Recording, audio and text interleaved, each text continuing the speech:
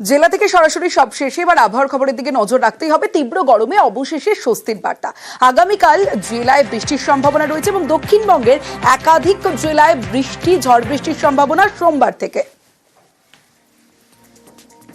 6 তারিখে মেনলি বাংলাদেশের গা ঘেঁষা জেলাগুলো নর্থ সাউথ 24 পরগনা, নদিয়া এবং মুর্শিদাবাদে বিক্ষিপ্ত বৃষ্টিপাত হওয়ার সম্ভাবনা। 7 তারিখ দিন মোটামুটি ভাবে সমস্ত দক্ষিণবঙ্গের সবকটি জেলাতেই বিক্ষিপ্ত বৃষ্টিপাতের সম্ভাবনা। দমকা হাওয়া ও বজ্রপাতের সম্ভাবনাও রয়েছে। উত্তরবঙ্গে কালকে সবকটি জেলাতেই বৃষ্টিপাতের সম্ভাবনা রয়েছে। গাস্টি উইন্ড ও বজ্রপাতের সম্ভাবনা রয়েছে দার্জিলিং, জলপাইগুড়ি, কালিম্পং ও আলিপুর। এই যে দক্ষিণবঙ্গের ফোরকাস্ট যেটা দিলাম, কলকাতা জেলাটাও তো দক্ষিণবঙ্গের মধ্যে, তো সেই অনুরূপ ফোরকাস্টই কলকাতা জেলার জন্য থাকবে। জেলা থেকে সরাসরি এবার আলিপুরদুয়ারের খবরের দিকে নজর রাখবো। আলিপুরদুয়ারে টিএমসিপি ও বিজেপির স্লোগান যুদ্ধ। আলিপুরদুয়ারে টিএমসিপির মিছিল আর বিজেপির অফিসের সামনে মিছিল গেলে উত্তেজনা ছড়ায়। ঠিক কি হয়েছিল? আমার সঙ্গে রাজকুমার রয়েছে, রাজকুমারের সঙ্গে কথা বলবো। রাজকুমার, ঠিক কি হয়েছিল? দেখো, এই যে ওষুধের মূল্য বৃদ্ধি নিয়ে আজকে তৃণমূল ছাত্র পরিষদ আলিপুরদুয়ার জংশন থেকে একটি মিছিল বের করে। সেই মিছিল এগিয়ে আলিপুরদুয়ার কলেজ হলটে আসার পথেই কিন্তু যে দমকল কেন্দ্র বিজেপি রোডের পাশে, সেখানেই বিজেপির জেলা কার্যালয়। মিছিলটি জেলা কার্যালয়ের সামনে আসলেই কিন্তু তৃণমূল ছাত্র পরিষদের পক্ষ থেকে একেবারে মুহুর্মুহু স্লোগান দেওয়া হয় এবং এই স্লোগান দেখে কিন্তু বিজেপির জেলা কার্যালয় থেকে দলীয় নেতা কর্মীরা সকলে বাইরে এসে একেবারে অফিসের সামনে দাঁড়িয়ে পাল্টা স্লোগান দিতে শুরু করে। এভাবেই বিজেপির স্লোগান এবং পাল্টা তৃণমূল ছাত্র পরিষদের স্লোগান, এই মুহুর্মুহু দুই পক্ষের স্লোগানে কিন্তু এলাকায় ব্যাপক উত্তেজনা তৈরি হয়। মিছিলটি সেখানে দাঁড়িয়ে যায় এবং বেগতিক বুঝে কিন্তু খবর পেয়ে পুলিশ ঘটনাস্থলে পৌঁছায়। পুলিশ ঘটনাস্থলে পৌঁছে কিন্তু পরিস্থিতি নিয়ন্ত্রণে আনে। সমস্ত বেশ, রাজকুমার।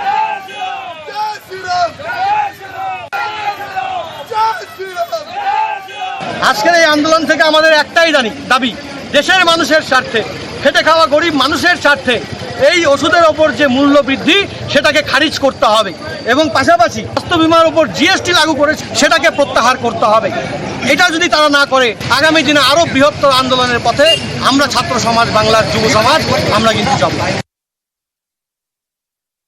মিছিলের উদ্দেশ্য কি তা জানি না, তবে পার্টি অফিসের সামনে এসে জয় বাংলা চিৎকার করছে, আমরাও জয় শ্রীরাম চিৎকার করছি, বিজেপি জিন্দাবাদ বলছি, ভারত মাতাকে জয় বলছি।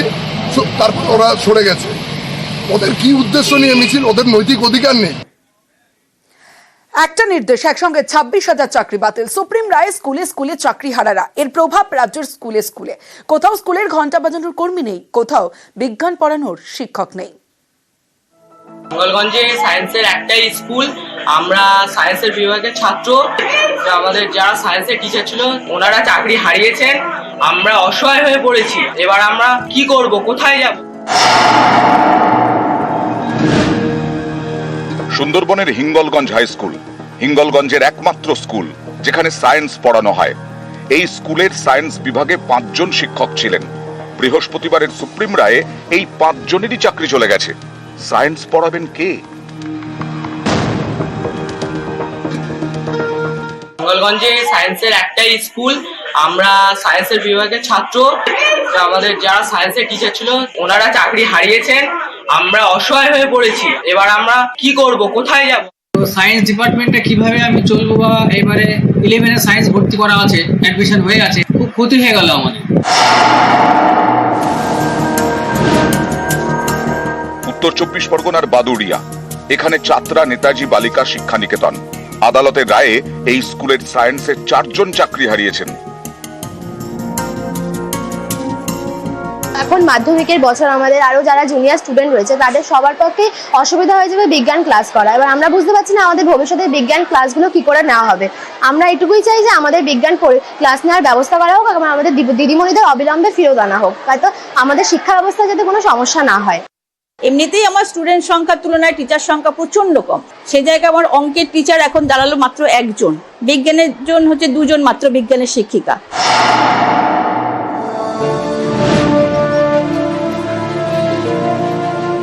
বাঁকুড়ার ইন্দাসে ছোট গোবিন্দপুর SN পাঁজা হাই স্কুল। সুপ্রিম রায়ে চাকরি গেছে এই স্কুলের প্রধান শিক্ষকের। চাকরি গেছে স্কুলের একমাত্র অশিক্ষক কর্মীরও।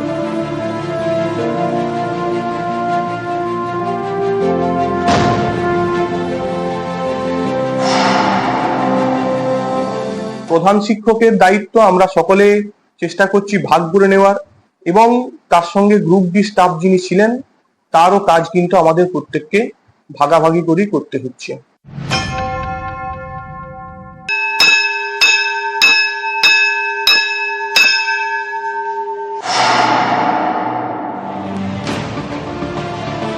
নদিয়ার কালীগঞ্জের মীরা হাই স্কুল, স্কুলের 38 জন শিক্ষকের মধ্যে 11 জনের চাকরি চলে গেছে। একই সঙ্গে চাকরিহারা স্কুলের 2 জন অশিক্ষক কর্মীও। প্রধান শিক্ষকের কথায় স্কুলে এসে ঘন্টা বাজিয়ে যাচ্ছেন অবসরপ্রাপ্ত কর্মী। ঘন্টা কখন দিতে হবে আমরা তো অভ্যস্ত ছিলাম না।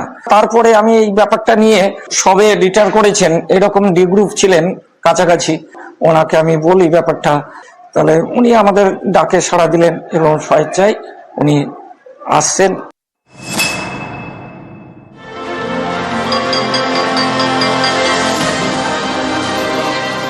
তিন শিক্ষকের চাকরি যাওয়ায় বিপাকে স্কুল বনগাঁ ট্যাংরা কলোনি হাই স্কুল। চাকরিহারা স্কুলের 2 অশিক্ষক কর্মীও। এই স্কুলে নেই কোনো অশিক্ষক কর্মী। আমাদের স্কুলে যে গ্রুপ সি কর্মী ছিলেন তার চাকরি চলে গেছে, যার জন্য আমাদের ক্লাসও নিতে হচ্ছে, সাথে সাথে স্কুলের আনুষঙ্গিক যে সমস্ত কাজ যেগুলো হয়তো স্কুলের ক্লার্ক সামলাতেন সেগুলো আমাদেরকেই ক্লাসের ফাঁকে ফাঁকে সেগুলো করতে হচ্ছে। নিউজ 18 বাংলা। চাকরিহারা রাজ্যের একাধিক শিক্ষক অশিক্ষক, শিক্ষকের অভাবে ভোগান্তি অনেক স্কুলে। আর হুগলির ঋষা বিদ্যাপীঠে ক্লাস নিচ্ছেন চাকরিহারা শিক্ষকরা।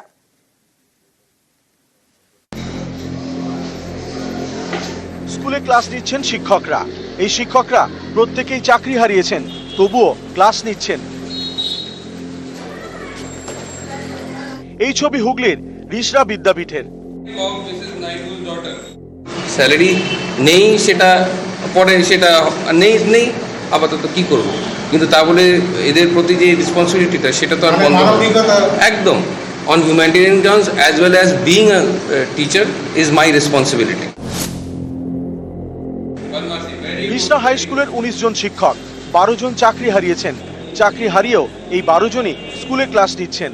সরকার আমাদের সাথে আছে কি কমিশন আছে কি না সেটা আমরা জানি না, কিন্তু যেহেতু আমাদের একটা দায়িত্ব সমাজের প্রতিও আছে, সেই জন্য আমরা স্টুডেন্টের সাথে দাঁড়িয়ে আছি। কত আনন্দ আমি দেখলাম বাচ্চাদের মুখে, যে একটা হাসি মুখ পেলো আমাকে দেখে।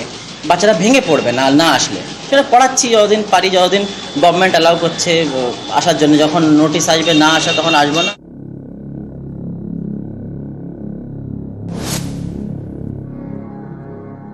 কি করে বাঁচবো, আমার ট্রিটমেন্ট চালাবো আর সংসার কি করে চালাবো এখন, তাই তো বুঝতে পারছি না এখন।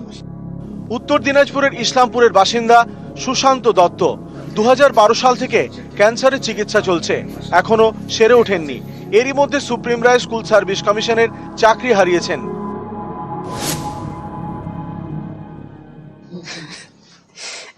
নিজে এখন আমি কি করে বাঁচবো, আমার ট্রিটমেন্ট চালাবো আর সংসার কি করে চালাবো এখন, তাই তো বুঝতে পারছি না এখন। কোনো লিস্টে আমার নাম নেই, কোনো কারাপশন ওটাই সম্পূর্ণ যোগ্য হয়েও আজকে আমি মারণ ব্যাধিতে আক্রান্ত হয়েও এখন তো আমাকে হয়তো বিনা ট্রিটমেন্টে আমাকে কিছু ঘটে যেতে পারে। এখন আমার বউ বাচ্চাকে কে দেখবে? সরকারকে যেরকম দেখা উচিত, এই যে যেরকম সোমাকে দেখেছে উনি, এরকম অনেকে আছে, তাদেরও কথা ভাবা উচিত। ওনার কি করব না করব বুঝে উঠতে পারছি না। ধূপগুড়ির প্রসেনজিৎ দাস কৃষক পরিবারের ছেলে প্রসেনজিৎ। ধূপগুড়ির বিদ্যাশ্রম দিব্যজ্যোতি বিদ্যানিকেতন হাই স্কুলের অঙ্কের শিক্ষক। চাকরিহারা শিক্ষকদের তালিকায় প্রসেনজিৎ। বাড়ি করার জন্য লোন, সেই লোন চলছে, ইএমআই, বয়স্ক বাবা মা অসুস্থ, এইভাবে চলতে হয়। পরীক্ষা হলে তো অবশ্যই পরীক্ষা বসতেই লাগবে, যেই মানসিকতা শুধু একটা করতেই লাগবে, না করলে কিভাবে চলবে? নিজে এখন আমি কি করে বাঁচবো, আমার ট্রিটমেন্ট চালাবো আর নিউজ 18 বাংলা।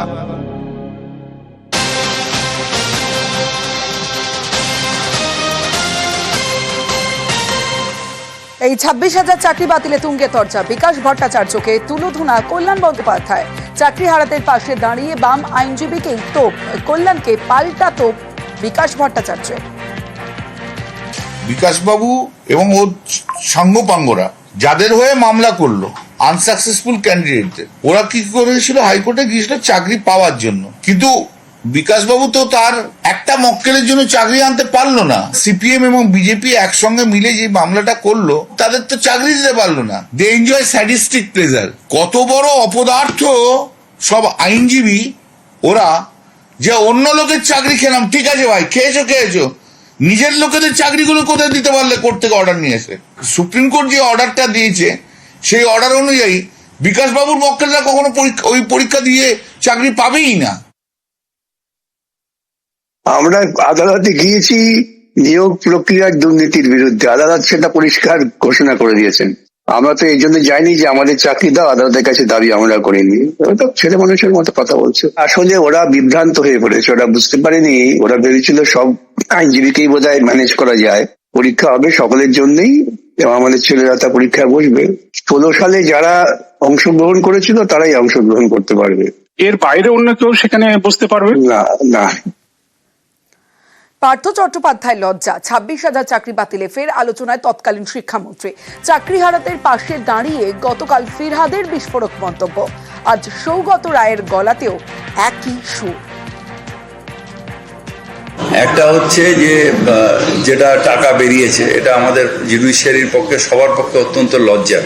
যেরকম পার্থ চ্যাটার্জিটা লজ্জার আমার, সেরকম জুডিশিয়ারিটাও লজ্জার। পার্থ চট্টোপাধ্যায় আপনার শিক্ষামন্ত্রী, তিনি এতই অপ্রয়োজনীয় লোক যে আমি করতে চাই না ওর নাম নিয়ে কিছু আলোচনা করতে চাই। যতক্ষণ ছিল সমস্যায় ফেলতে, এখন আমাদেরই মোকাবিলা করতে হবে। কলকাতার মেয়র বলছেন যে পার্থ চট্টোপাধ্যায় লজ্জা হয়ে দাঁড়িয়েছে। ঠিকই বলে, আমি তার সাথে পার্থ চ্যাটার্জি লজ্জা, তাহলে হ্যাঁ নিশ্চয়ই খুবই খারাপ। শিক্ষার কিছু হয়নি, সবই হয়েছে। পার্থর জন্য বহু মানুষের ভয়ানক ক্ষতি, সড়ক কল্যাণও। আর একা পার্থ কেন, প্রশ্ন অগ্নিমিত্রা বলে। তবে এটা তো খুব সত্যি কথা যে ওর জন্যই তো আজকে এতগুলো লোক বিপদে পড়েছে, এটাও খুব সত্যি কথা। এটা বাঞ্ছিত ছিল না কোনো শিক্ষিত মানুষের কাছ থেকে। এটা ওনারা বলছেন নম্বর পাওয়ার জন্য, এটা হতে পারে না যে একমাত্র শুধু পার্থ চট্টোপাধ্যায় ডিসিশন নিয়েছেন। কোটি কোটি টাকার দুর্নীতি, আজকে 26,000 ছেলেমেয়ের ভবিষ্যৎ অন্ধকার। জেলা থেকে সরাসরিতে এবার অন্যান্য খবরের দিকেও নজর রাখবো। শরীরে রক্ত বাড়ানোর ওষুধ অ্যালবুটাক, আর সেই ওষুধই জাল করে বিক্রি। অভিযোগ পেয়ে উল্টোডাঙ্গা, সোদপুর, বারাকপুরে অভিযান রাজ্য ড্রাগ কন্ট্রোলের অফিসারদের। ওষুধের নমুনা পাঠানো হয়েছে ড্রাগ কন্ট্রোলের ল্যাবরেটরিতে। জাল ওষুধ আটকাতে অ্যাডভাইজারি আনছে রাজ্য।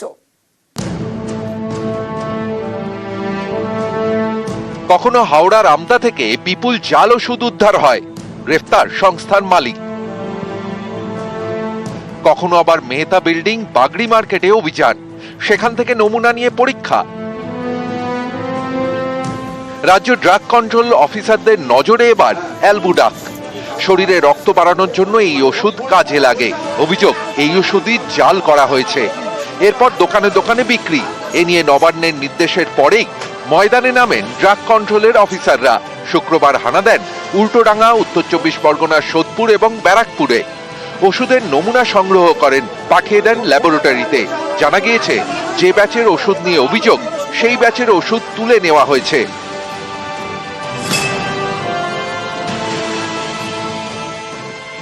কোথাও জাল ওষুধ উদ্ধার, কোথাও জাল ওষুধ ধরতে অভিযান। জানা গিয়েছে জাল ওষুধ আটকাতে আগামী সপ্তাহে অ্যাডভাইজারি জারি করতে চলেছে রাজ্য। সব ওষুধের দোকানের মালিক, ফার্মাসিস্ট, ডিস্ট্রিবিউটর, হোলসেলারদের এর আওতায় আনা হবে। ওষুধ কেনার সময় তারা কোন বিষয়গুলি নজরে রাখবেন তা অ্যাডভাইজারিতে দেওয়া থাকবে। যেমন প্রতিটি ওষুধের কিউআর কোড স্ক্যান করা, ওষুধের ব্যাচ নাম্বার দেখে অনলাইনে মিলিয়ে নেওয়া, ওষুধ কেনার আগে সংশ্লিষ্ট সংস্থার সম্পর্কে বিস্তারিত ধারণা নেওয়া, যে গোডাউন থেকে ওষুধ আসছে সেই গোডাউনে কখনো অভিযান হয়েছিল কিনা, সংশ্লিষ্ট ওষুধ সংস্থা কখনো ব্ল্যাকলিস্টেড কিনা, লাইসেন্স বাতিল হয়েছিল কিনা, এই সব খোঁজ নিতে হবে। এমনই বেশ কয়েক দফা গাইডলাইন দিতে চলেছে নবান্ন। এ বিষয়ে সম্প্রতি নবান্নে উচ্চ পর্যায়ের বৈঠকও হয়েছে। জাল ওষুধে তদন্ত করতে গিয়ে একের পর এক গুরুত্বপূর্ণ নথি ও তথ্য পেয়েছেন ড্রাগ কন্ট্রোলের অফিসাররা। আর তার মধ্যেই এবার জাল ওষুধ আটকানোর জন্য রাজ্য অ্যাডভাইজারি জারি করতে চলেছে। উদ্দেশ্য একটাই, দোকানদার থেকে শুরু করে হোলসেলাররা এই ওষুধ কেনার সময় যাতে সতর্ক থাকেন। ক্যামেরায় সুমন বোসের সঙ্গে সোমরাজ বন্দ্যোপাধ্যায়, নিউজ 18 বাংলা, কলকাতা।